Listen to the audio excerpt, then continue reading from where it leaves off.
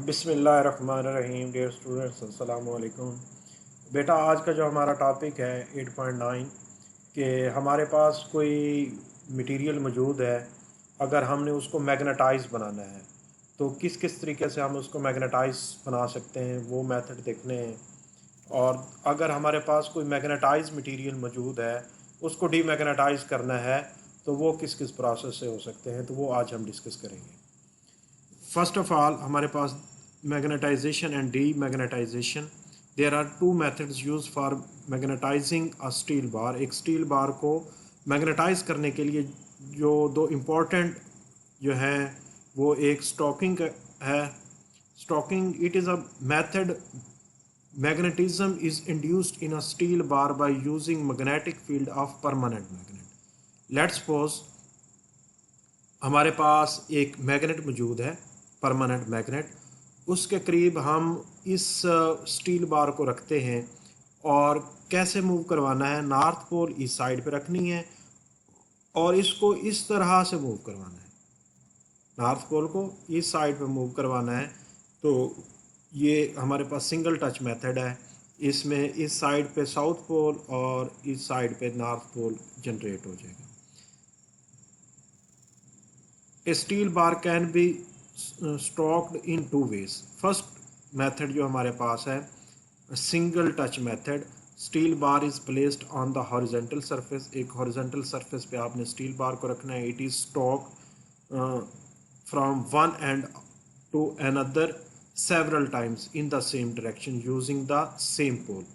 North pole let's suppose कि आपने नीचे रखा है या साउथ, एक रख लें, फिक्स कर लें। उसको क्या करना है, एक साइड से दूसरी तरफ मूव करवाना है। ठीक है, ये नहीं है कि आप इसको इस तरफ मूव करवाएं दूसरी दफ़ा उल्टी साइड पे, ऐसा नहीं करना। जिस साइड पे मूव करवा रहे हैं उसी साइड पे सेवरल टाइम्स 5, 7, 10 दफ़ा उसको मूव करवाएं से एन, जिस तरह उसने जो नॉर्थ पोल है उसको करवाया है of the permanent magnet.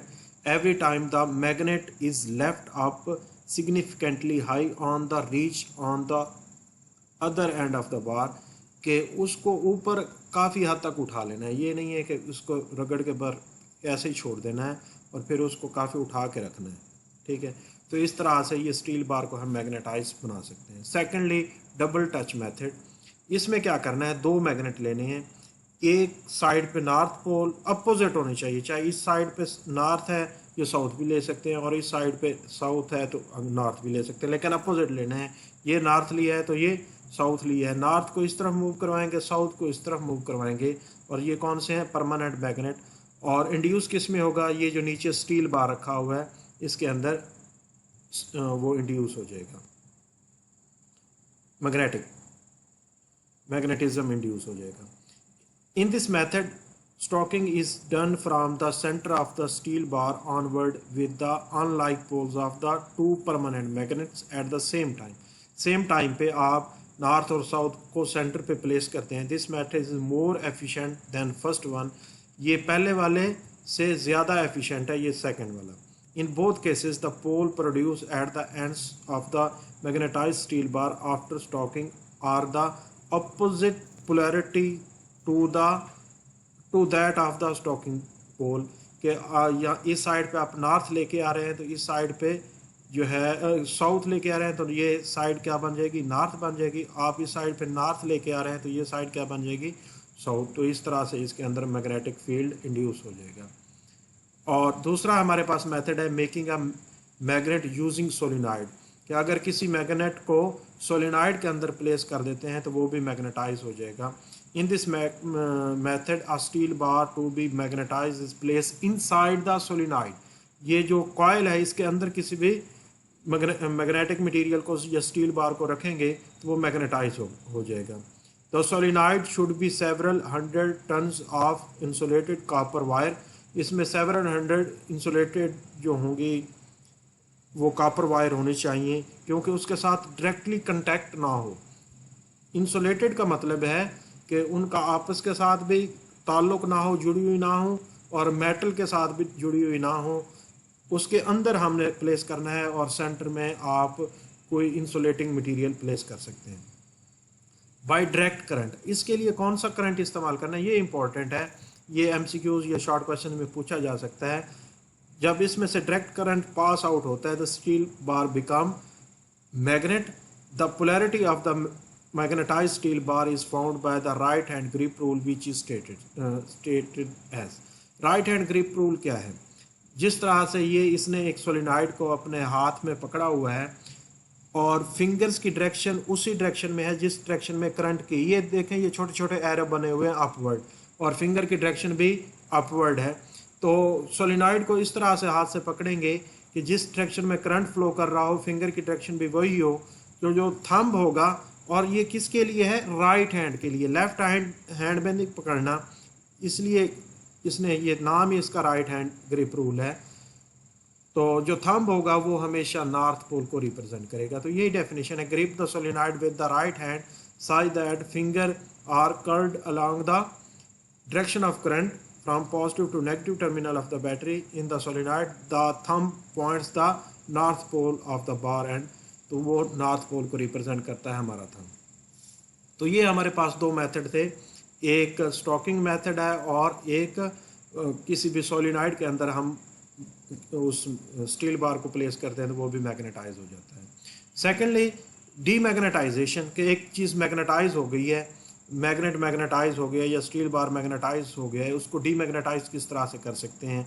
First of all पहला मेथड है हीटिंग, उसको आग में रख दें, ठीक है। तो क्या होगा, उसके मॉलिक्यूल्स वाइब्रेट करेंगे और जिसकी उनकी अलाइनमेंट होगी वो डिस्टर्ब हो जाएगी और वो डीमैग्नेटाइज हो जाएगा। Thermal vibration tend to disturb the order of domains, therefore if we heat a magnet strongly the magnet lose its magnetism very quickly. जब उसको हम हीट करते हैं तो वो मैग्नेटिज्म का प्रोसेस जो है वो लूज हो जाता है। हैमरिंग मतलब कि उसको हथौड़े के साथ वो यानी कि फोर्स लगाना शुरू कर दें, तो अगर स्टील बार होगा तो वो नहीं टूटेगा और वो डीमैग्नेटाइज भी होगा। तो वो भी एक किस्म का हम एनर्जी देते हैं और उसके अलाइनमेंट को डिस्टर्ब करते हैं। If we beat a magnet the domains lose their alignment, जो मैंने डोमेन्स के बारे में बताया कि छोटे छोटे पोर्शंस होते हैं जिसमें उनकी सेम अलाइनमेंट होती है, और वो मैग्नेटाइज उस वक्त होता है जब सब डोमेन्स की अलाइनमेंट सेम डायरेक्शन में हो। तो जब हैमरिंग करते हैं तो कुछ की डिफरेंट हो जाती है, तो इस तरह से वो डीमैग्नेटाइज हो जाता है। And the magnet is demagnetise, it is also called hammering. और थर्ड प्रोसेस जो है हमारे पास अल्टरनेटिंग करंट है, कि आप कॉइल में रखें और उसको हम अल्टरनेटिंग करंट उसमें से फ्लो करवाएंगे तो वो डीमैग्नेटाइज हो जाएगा। मैग्नेटाइज करने के लिए हम डायरेक्ट करंट इस्तेमाल करते हैं, वेरी इंपॉर्टेंट, और डीमैग्नेटाइज के लिए हम अल्टरनेटिंग करंट इस्तेमाल करते हैं, is flowing through the long solenoid और the magnet move out slowly from the inside of the solenoid is magnetise. अच्छा, डायरेक्ट करंट कौन सा होता है? जो हम सोलर प्लेट से हासिल करते हैं जिसका पॉजिटिव और नेगेटिव टर्मिनल होता है, या बैटरी से हासिल करते हैं, वो डायरेक्ट करंट होता है, उसकी सेम डायरेक्शन होती है। और जो हमारे पास ये बिजली घर में आ रही है वापडा की, तो इससे जो करंट हासिल होता है ये अल्टरनेटिंग करंट होता है, इसका कोई पॉजिटिव या नेगेटिव टर्मिनल नहीं होता, बल्कि इसकी पोलैरिटी हर वक्त चेंज हो रही होती है। तो ये क्या है? अल्टरनेटिंग करंट होता है। तो आज के लिए हम मैग्नेटाइजेशन और डीमैग्नेटाइजेशन के मेथड्स को स्टडी किया है।